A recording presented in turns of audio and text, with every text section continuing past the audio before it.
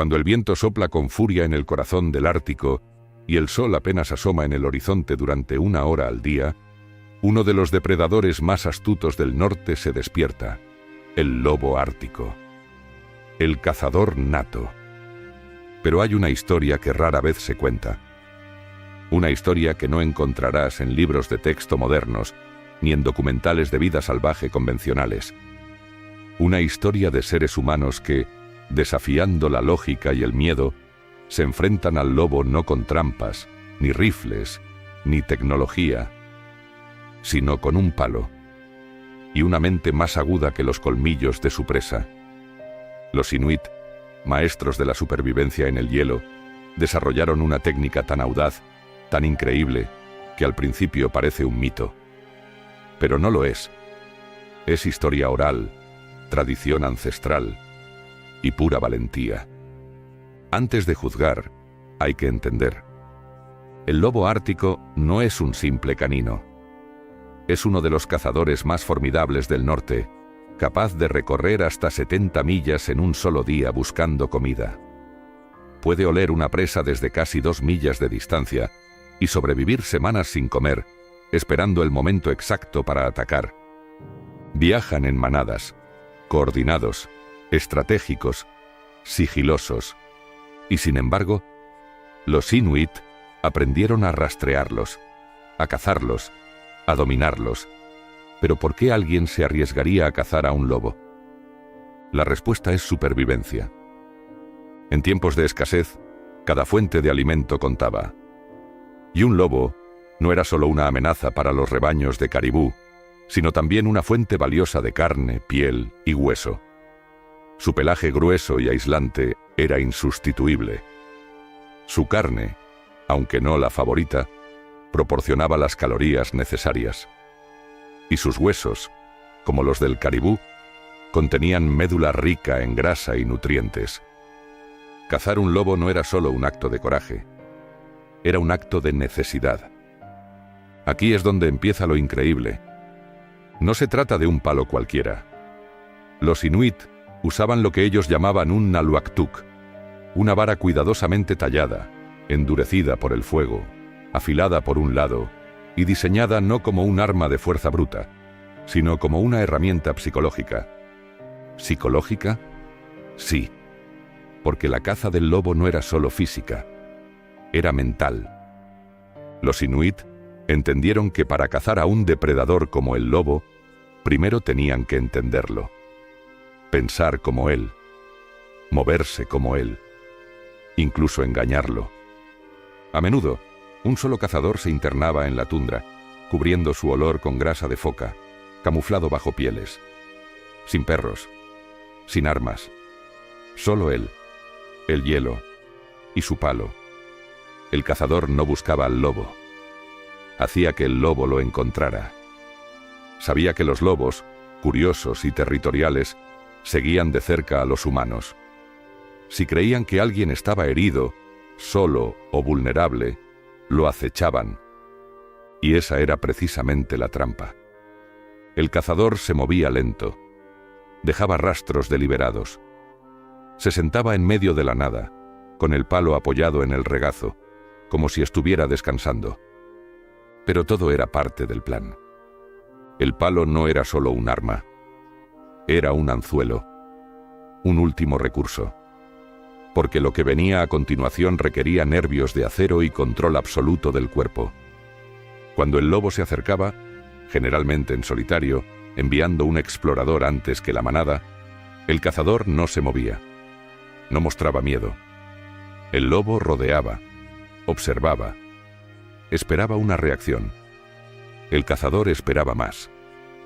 Para entender lo que el cazador inuit está haciendo, tienes que imaginarte en su piel. Estás solo en una extensión blanca e infinita.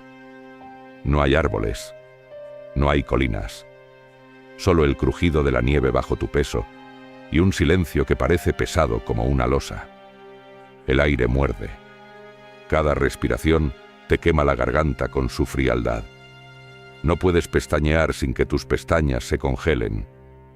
Pero no te mueves. No puedes moverte. Cada músculo en tu cuerpo está al borde del espasmo, pero lo contienes. Porque si el lobo detecta que estás alerta, no atacará. Los inuit lo sabían. Un lobo no se lanza a cazar si piensa que su presa está fuerte. Su instinto es la eficiencia. Solo se arriesga cuando la recompensa es segura. Es por eso que el cazador aparenta debilidad. Se deja ver. A veces finge cojear. Incluso se deja caer en la nieve y permanece ahí durante horas. Pero no está solo, no del todo. En muchos casos, hay otro cazador escondido cerca, cubierto por un montículo de nieve, invisible al ojo del lobo. Esta táctica, una especie de emboscada, no solo aumenta las posibilidades de éxito, sino que permite que la comunidad minimice el riesgo. Porque si algo salía mal, y el lobo atacaba con otros miembros de la manada cerca, la línea entre cazador y presa podía invertirse en segundos. En otras versiones del método, especialmente practicadas por los más expertos o por aquellos en ritos de iniciación, el cazador enfrentaba al lobo completamente solo. Este tipo de caza no era común, pero era considerada una prueba de temple y sabiduría. Porque el palo no era para matar al lobo de inmediato, el objetivo era otro: provocar el error del lobo. En el momento en que el lobo se lanza, lo hace en línea recta, boca abierta, colmillos expuestos. Cree que va a cerrar una presa fácil, pero justo en ese instante, el cazador mueve el palo. No con fuerza bruta, sino con precisión quirúrgica. El extremo afilado se posiciona entre las fauces, apuntando directamente al paladar. Un movimiento mínimo, pero devastador. El lobo se lanza sobre él mismo. El palo actúa como una lanza invertida. Y si el cazador ha calculado bien, si ha mantenido la calma, si no ha pestañeado antes de tiempo. Y entonces viene la parte aún más difícil: terminar el trabajo. Porque aunque herido, el lobo puede seguir luchando. El cazador necesita rematar con rapidez, pero sin causar sufrimiento innecesario. Los inuit creían en el respeto por cada animal que tomaban.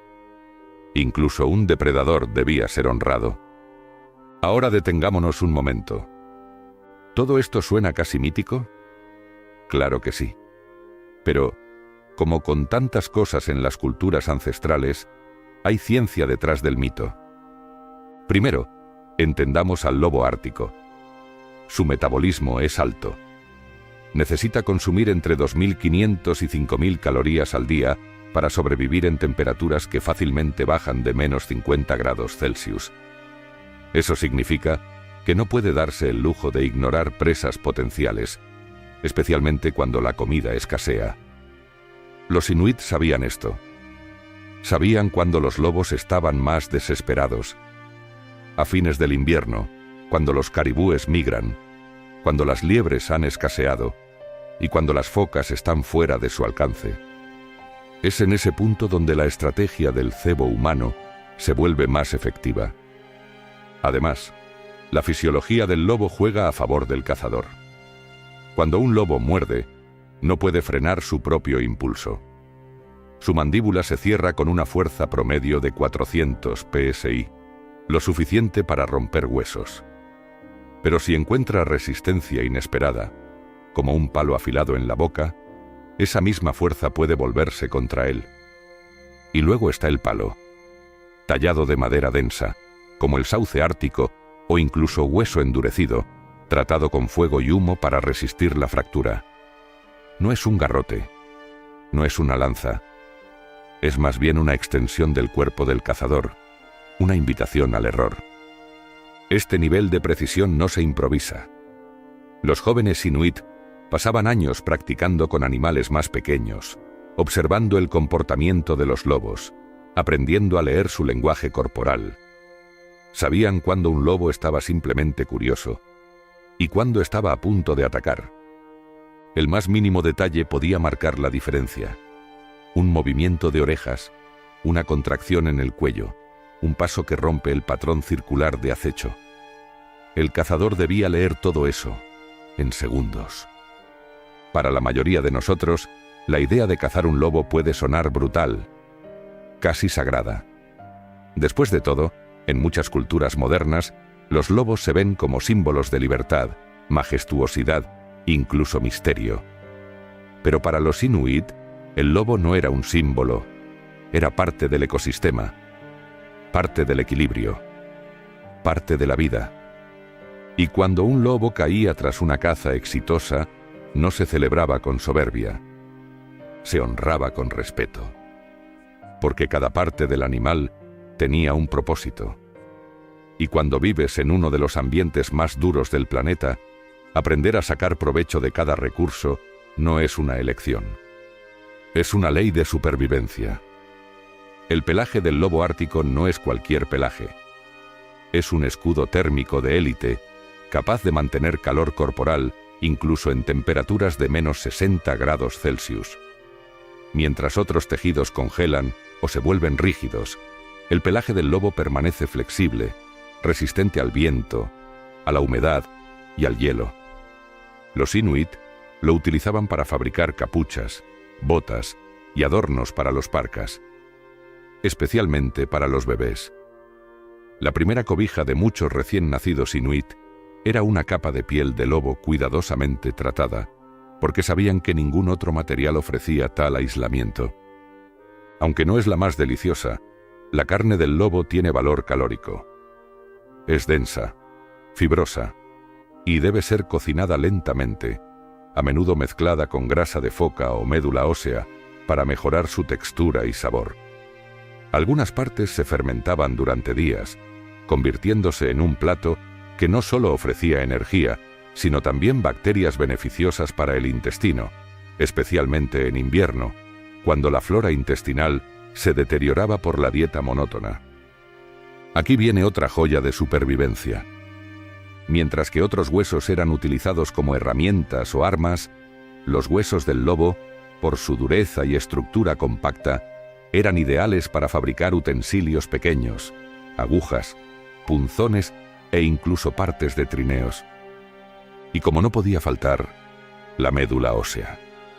Los huesos largos de las patas traseras se rompían cuidadosamente con una técnica llamada napaktuk, un solo golpe preciso con una piedra redondeada, diseñada para abrir el hueso sin dañar el contenido. De ahí se extraía una médula cremosa, casi dulce, que ofrecía grasas densas, colágeno y vitaminas esenciales.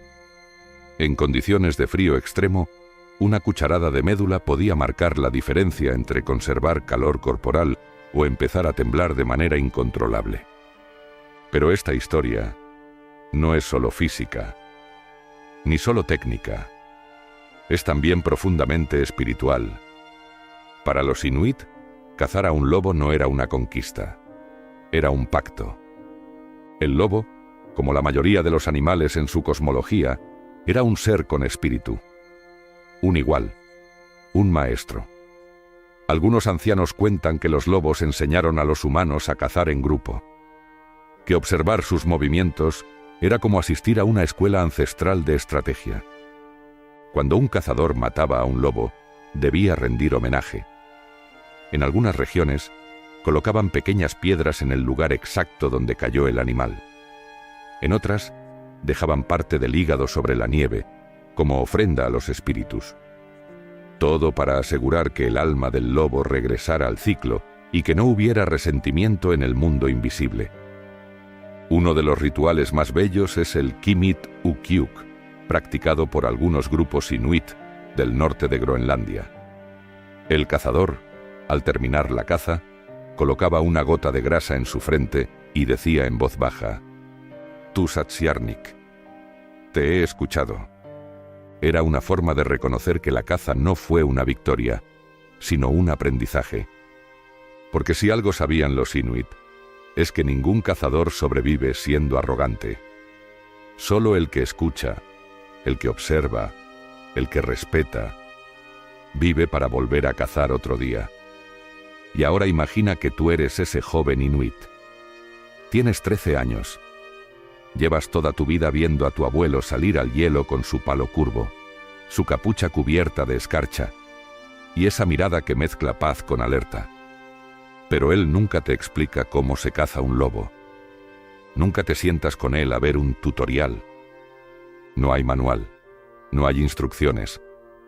Porque la caza del lobo no se enseña. Se observa, se absorbe, se hereda con los huesos. Los jóvenes aprendían viendo, copiando gestos, sintiendo los silencios, escuchando las pausas. Aprendían a leer el viento, no porque alguien se los explicara, sino porque sus vidas dependían de ello. Porque fallar no significaba repetir el examen. Significaba morir congelado. Y cuando el momento llegaba, el verdadero momento, no se anunciaba con tambores ni rituales rimbombantes. Simplemente, un día, el abuelo te entregaba el palo. Te miraba a los ojos y decía: «Hoy tú esperas. No caces, esperas. Y aprendes si estás listo». En cada comunidad inuit hay historias que se susurran cuando el viento sopla fuerte contra los iglús, cuando la luz se desvanece y el hielo cruje bajo las estrellas. Son historias sobre ellos. Los que cazaron al lobo con un palo. No tienen nombres en libros. No buscan gloria. Pero dentro de la comunidad, su reputación viaja más rápido que el sonido en el aire gélido. Son los Amaruk Siuraktuk, los que se enfrentaron al lobo. No eran necesariamente los más fuertes, ni los más veloces, pero eran los más sabios, los más serenos, los más conectados con el lenguaje de la tierra. Muchos ni siquiera se jactaban de sus hazañas, pero bastaba con ver sus ojos, su forma de moverse, su silencio, para saber que habían cruzado una línea invisible entre el miedo y el dominio. Ser un cazador de lobos no era solo ser hábil, era convertirse en una especie de puente entre el humano y el animal. En algunas aldeas, estos hombres y mujeres, sí, porque también había mujeres que cazaban lobos, se convertían en consejeros. No solo enseñaban a los jóvenes a cazar, enseñaban a escuchar, a observar sin actuar, a decidir cuándo dar el paso y cuándo quedarse quieto. Su palabra tenía peso. Cuando hablaban, se hacía silencio. Porque sabías que no estaban compartiendo opiniones. Estaban compartiendo experiencia condensada en hielo y hueso. Con la llegada del siglo XX, las cosas empezaron a cambiar. Llegaron los rifles, las motos de nieve, los sistemas de radio. Las balas reemplazaron a los palos. Los sensores reemplazaron al oído. El hielo dejó de ser una escuela y se convirtió en una carretera. Pero aún así, en algunos rincones del Ártico profundo, donde los GPS pierden señal y las tormentas borran cualquier lógica tecnológica, hay quienes siguen recordando. Un anciano llamado Natak, en la región de Nunavut, cuenta que vio a su padre cazar un lobo con un solo palo cuando tenía 6 años. Fue una de las últimas veces que alguien lo hizo en su aldea. Dice que su padre no se lo enseñó. No necesitó hacerlo. Porque ese día quedó grabado en su memoria como una película infinita. La quietud, la respiración contenida, la tensión que flotaba como una niebla invisible. Y luego, el salto del lobo. La caída, el respeto. Nunca volví a ver a mi padre igual después de eso, dice. Era mi héroe. Pero después de ese día fue algo más. Fue parte del hielo. Muchos jóvenes inuit hoy ya no cazan como sus abuelos. Viven en comunidades con calefacción, escuelas modernas, celulares. Algunos ya no hablan inuktitut con fluidez. Algunos nunca han pisado la tundra solos. Pero cuando les preguntas por el Amaruk Siuraktuk, todos han oído algo. Todos tienen un abuelo, un tío, un vecino, que alguna vez sostuvo ese palo. Y todos, incluso los más alejados de la tradición, se detienen un segundo cuando hablan de ellos. Porque esa historia despierta algo primitivo en el pecho. Algo que ni el tiempo ni la modernidad han logrado enterrar del todo. Ahora imagina esto. No vives en el Ártico. no cazas. No tienes que enfrentarte a lobos. Pero aún así, hay algo en esta historia que te toca. Porque todos tenemos lobos. No en el hielo, tal vez, pero sí en la mente, en el miedo, en la incertidumbre, en la ansiedad que acecha cuando el mundo se vuelve oscuro y no sabes si resistir o correr. Y lo que hacían los inuit con su palo no era solo una técnica de caza, era una filosofía, la paciencia extrema, la observación constante, el respeto absoluto, la valentía serena, la capacidad de esperar el momento exacto para actuar. Todo eso sigue siendo útil, incluso si tu lobo es un problema en el trabajo, o un dolor en el alma, o una decisión que no sabes cómo tomar. Porque el mensaje del cazador inuit es simple pero poderoso. No necesitas fuerza bruta para enfrentar al miedo. Solo necesitas entenderlo mejor que él te entiende a ti. Durante años, muchos pensaron que la caza tradicional del lobo, esa con palo, sigilo y mente fría, había desaparecido. Relegada a mitos. A relatos de fogón que los jóvenes escuchaban pero no imitaban. Pero algo inesperado empezó a ocurrir. El hielo habló, y algunos escucharon. En las últimas décadas, varios pueblos inuit han iniciado un movimiento silencioso pero poderoso. La recuperación de las habilidades ancestrales. No como un acto nostálgico, sino como un grito de identidad frente al olvido. En comunidades como Iglolik, Pond Inlet o Sachs Harbour, se están organizando talleres intergeneracionales, donde los ancianos enseñan a los adolescentes a leer huellas, a reconocer el lenguaje del viento, a moverse sin ser vistos. Y sí, en algunos casos, incluso vuelven a hablar del palo. Claro, hoy en día no cazan lobos todos los días. Las condiciones legales, ecológicas y éticas son distintas. Pero algunos jóvenes, guiados por mentores mayores, reproducen las técnicas en simulaciones. Aprenden no tanto para matar, sino para recordar. Porque lo que se enseña con ese palo no es violencia, es sabiduría física condensada en madera. Los jóvenes aprenden a no apresurarse, a no hablar más de lo necesario, a tomar decisiones con calma incluso bajo presión. Aprenden lo que significa confiar en sus sentidos, lo que significa mirar al miedo y quedarse quieto. Un joven de Arviat dijo una vez después de completar su primera caminata simulada: no atrapé un lobo, pero aprendí a atrapar mi propio pánico. Y eso, en una generación donde la salud mental y la desconexión cultural son desafíos reales, vale tanto como una piel de lobo en pleno invierno.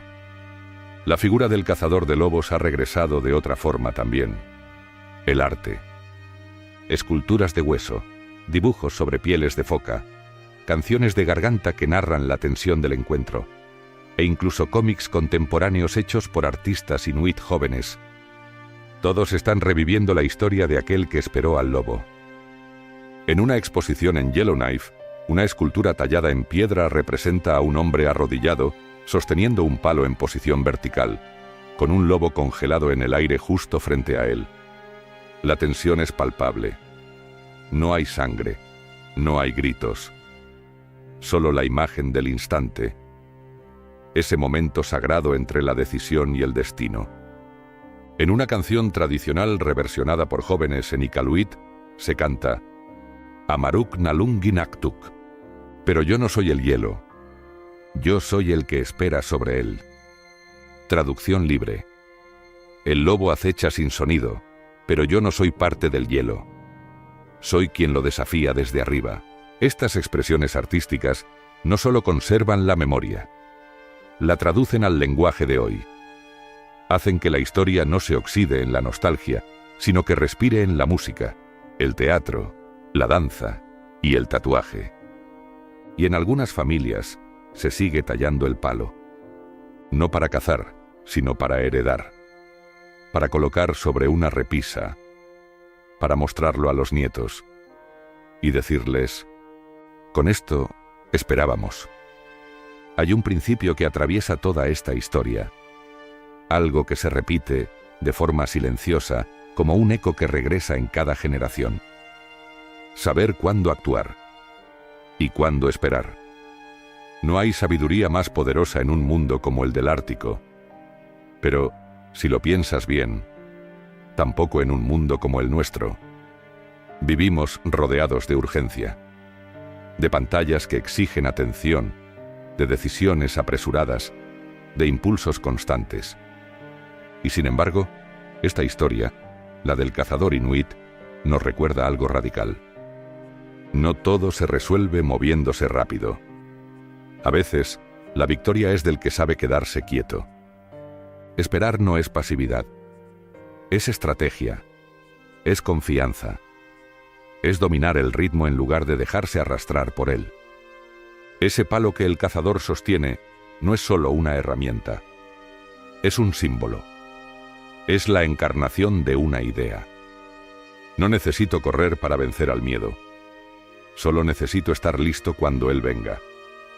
Muchos años después, cuando un joven inuit se siente frente a una pantalla, quizás en una ciudad del sur, quizás en una universidad lejos del hielo, con café en la mano y los oídos llenos de ruido urbano, todavía puede cerrar los ojos y ver la imagen.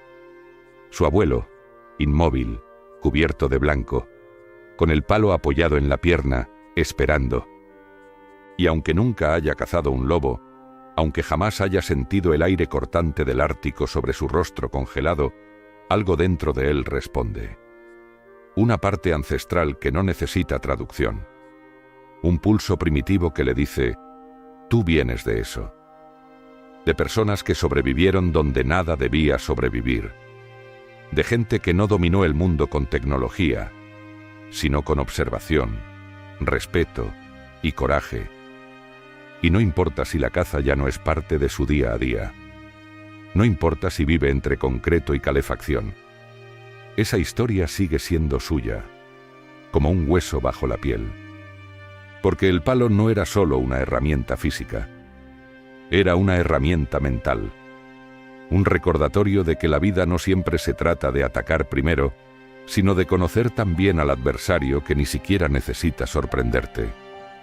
Que la paciencia puede ser más letal que la fuerza. Que el respeto puede convivir con la decisión. Esa es la enseñanza que ha viajado por generaciones, sin necesidad de papel ni tinta. Solo con la repetición de gestos. Con el crujido de pasos sobre la nieve.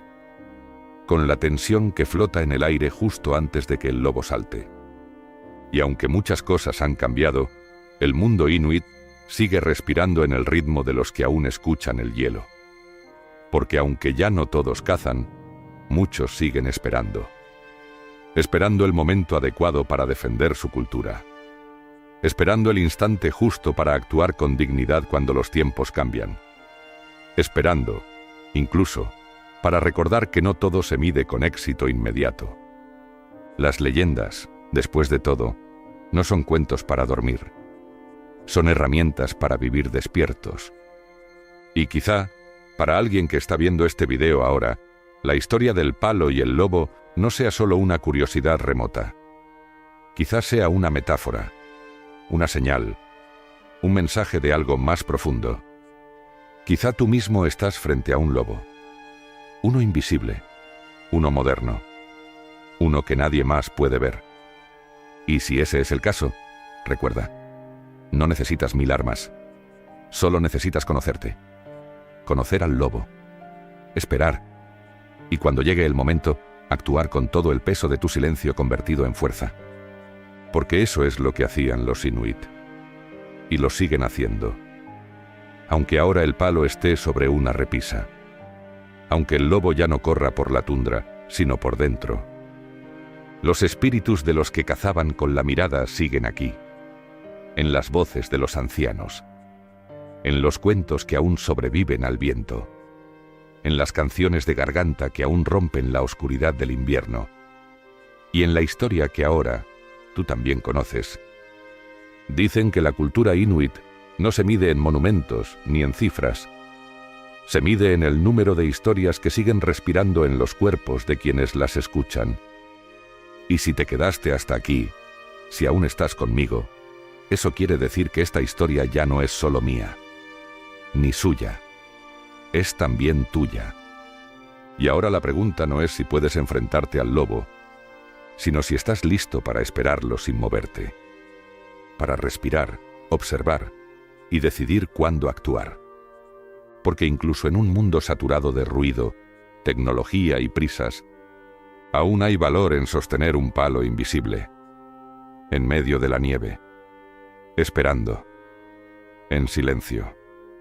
Algunos dicen que lo más difícil de esperar no es el frío ni el silencio. Es la duda. Ese susurro que se mete en la cabeza y te pregunta si valdrá la pena, si de verdad vendrá el lobo, si acaso no estás perdiendo el tiempo. Pero los Inuit sabían que la espera no es pérdida.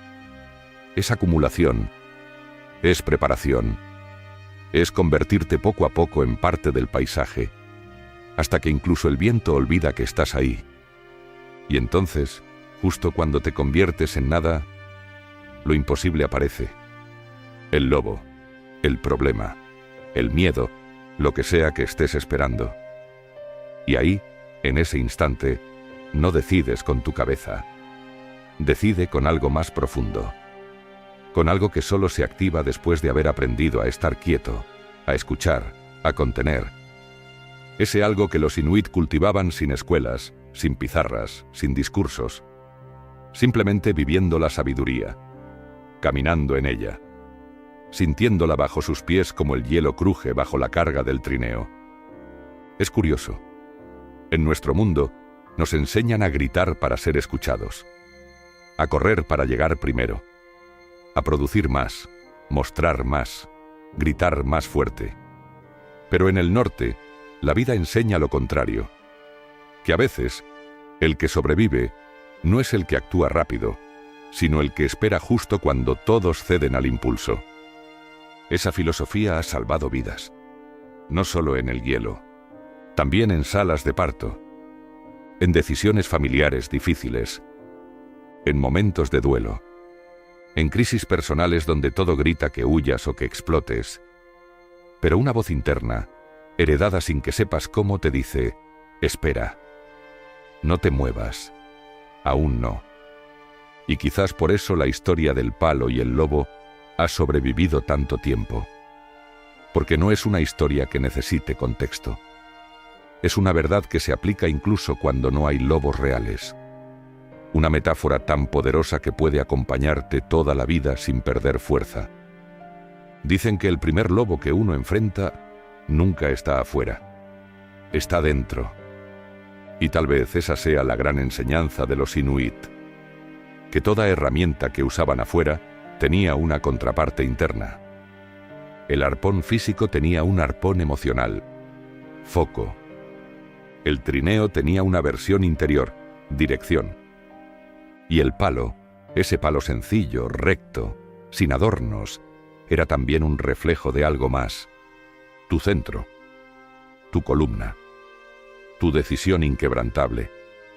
En una sociedad que te empuja a doblarte por todo, por presión, por ansiedad, por necesidad de aceptación, sostener el palo derecho es una forma de decir: aquí estoy, no tengo prisa, no tengo miedo, estoy listo. Y sí, puede que el lobo nunca venga, que el problema nunca salte, que el conflicto nunca aparezca. Pero lo importante no es eso. Lo importante es quién te convertiste mientras esperabas, porque mientras esperabas, cultivaste paciencia. Mientras esperabas, afinaste tu escucha. Mientras esperabas, dejaste de ser solo carne y hueso y te volviste parte del hielo, del viento, del silencio que todo lo ve.